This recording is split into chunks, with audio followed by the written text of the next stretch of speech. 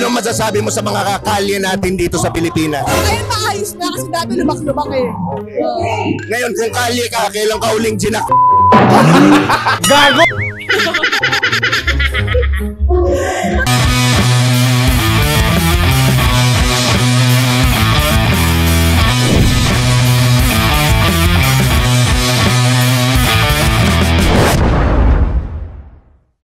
So nandito pa rin tayo ngayon sa BaitCon at siyempre, save the best for the last, sabi nga nila. Diba, andito ako sa booth ng ang gandang napaka-class na siyempre ang Ginto. Ang may-ari nito, walang iba kundi si Rob Ginto. Actually, tatlo kami. Sino?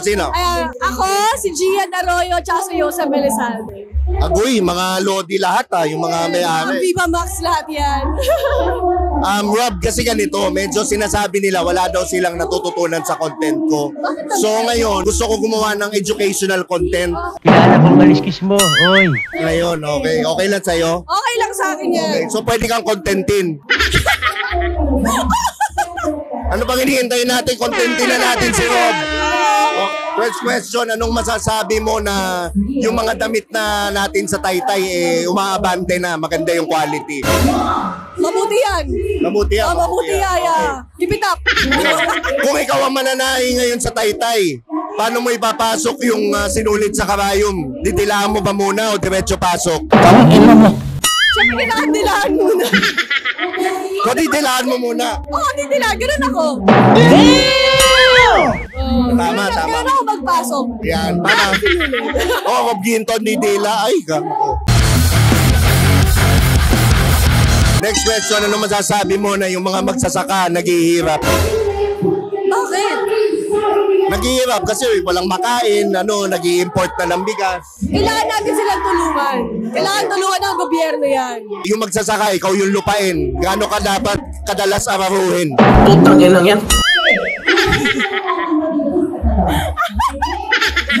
Depende sa kaya ng mag-aararo.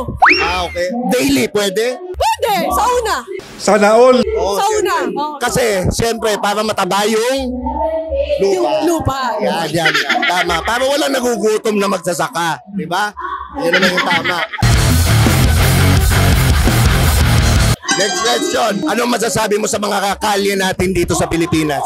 Ngayon maayos na kasi dati lubak-lubak eh. Okay. Ngayon, kung kalye ka, kailan ka uling gin****?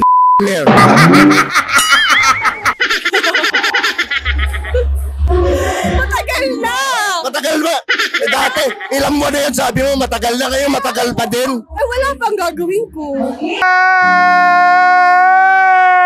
Baka namang hindi ako naniniwala. Wala na.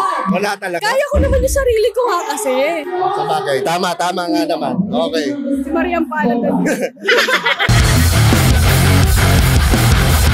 Kung magiging palay ka, paano ka dapat payuin? Banayad o barubal? Pwedeng barubal. Pwede rin naman banayad. Pwede boat na lang. Pwedeng boat? Ay, grabe. Boat daw. Ano yung una? Banayad o barubal? Banayad muna. Tapos barubal na. Huwag mong subukan, masisira ang buhay mo. Napapasiyar ako nito.